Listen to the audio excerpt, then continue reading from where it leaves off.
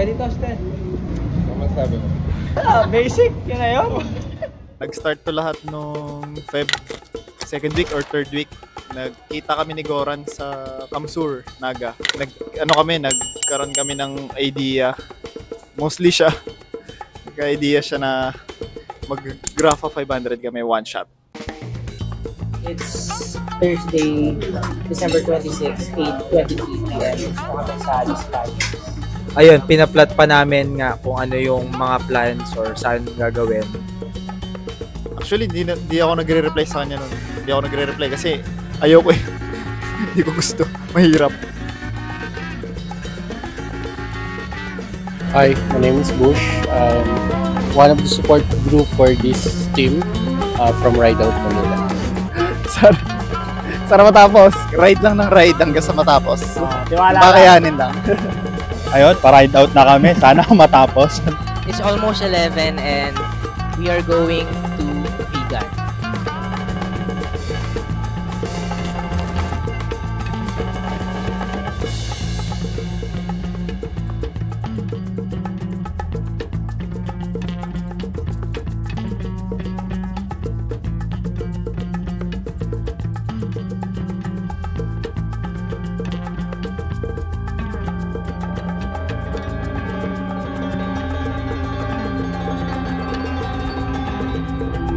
Pagdating namin ng Muntinlupa, medyo may pagod na din.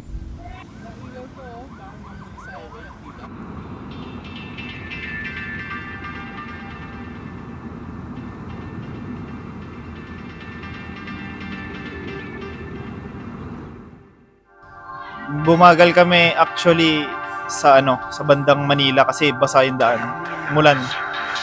So maputik, malagkit sa amin agad. Struggle agad kasi walang tutukan pag pag putik eh. Kasi pag tutukan, kakainin mo yung putik ng nasa harap.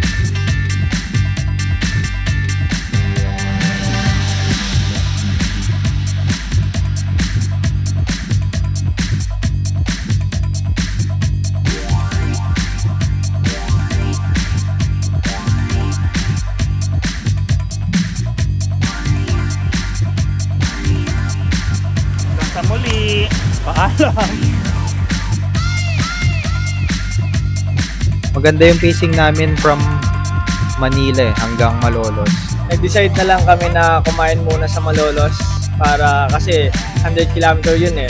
So dapat kumarika kami ng solid food. Kabirya kasi kami. 2 beses na flat si Bryle. So na-delay pa kami ng mga ilang minutes. Siguro sa sobrang laspag, yung nagpahiram sa amin ng interior, butas pa. Sabi niya bago.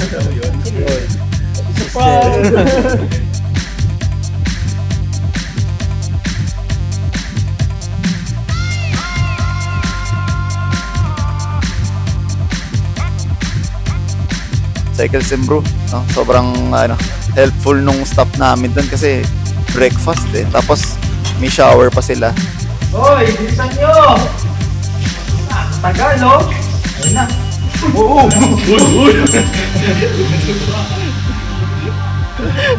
Nakitulog kasi siya kaya kamadi siya. Thank you sa Quickie. Quickie power nap. Power nap. Hi! Good luck to sa mga kasama ko. Yung singit ko, sakit na. Sakit ng palas mo.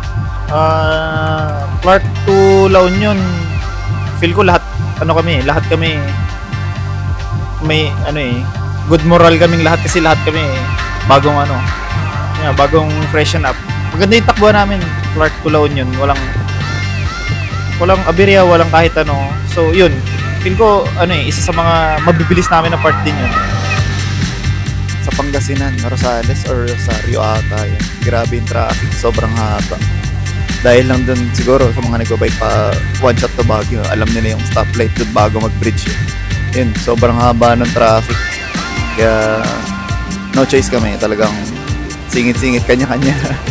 So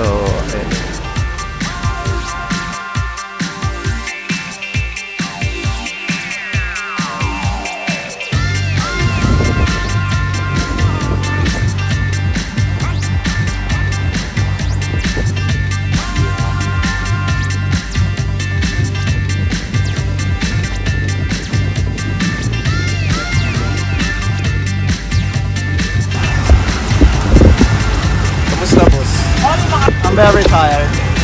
Fuck. Kuya, ba't mo nalabas yung Gcash mo? Ang kinalas mag-gawin. Upgrade! Ordoneta, Pangasinan.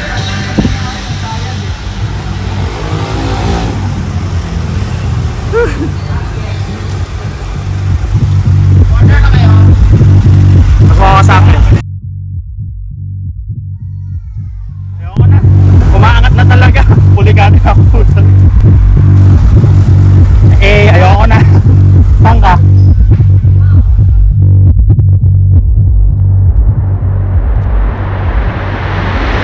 So a day before ng ride namin, nasugod ako sa ER because of asthma attack, and then I felt good. So sabi ko kay Labriel tsaka kay Carl, sige, I'll show up sa starting line.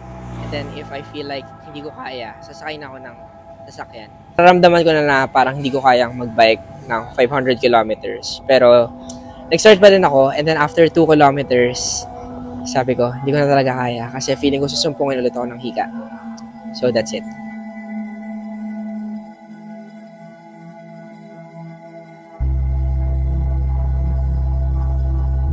La Union, no? 350, nakaka 350 na kami, 350 km. So talagang syempre unknown territory na yung ganong mileage sa akin. Ang motto ko ngayon, huwag kang sumuko. Kana. Pagod na ako. Kasi 260 na ata yung pinakamalayo ko. So pagod, sobrang laspag na rin, pagod na. Pero yun, dahil may kasama nga, edi syempre mas madali eh.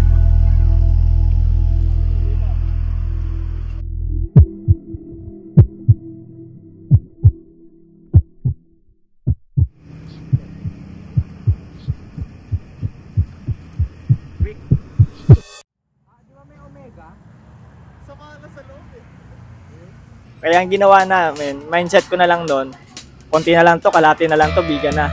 Kumbaga, pagkarating mo doon, laps na lang yon, wala na. Kumbaga, parang mindset na lang. Kumbaga, inaano mo na lang yung mindset mo na at least, wala na to, wala na. Kumbaga, yan na yun eh. Konting kembot na lang eh, tapos na.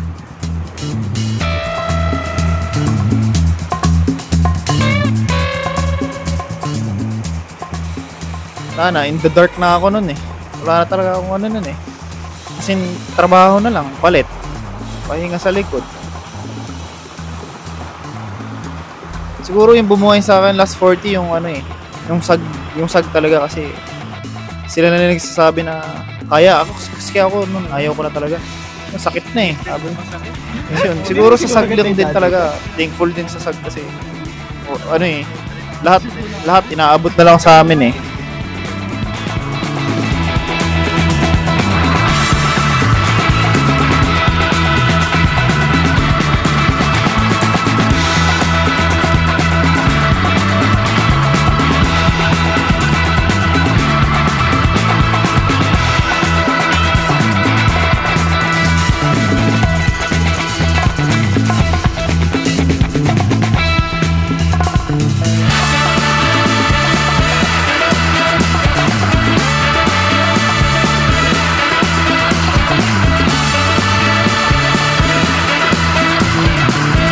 Yun yun, masakit na yung katawan ko dyan.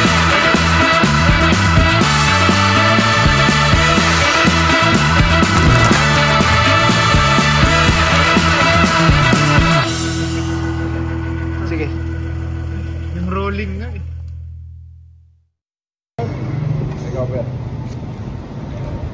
Hindi ka na ulitin yun. Kaya na lang.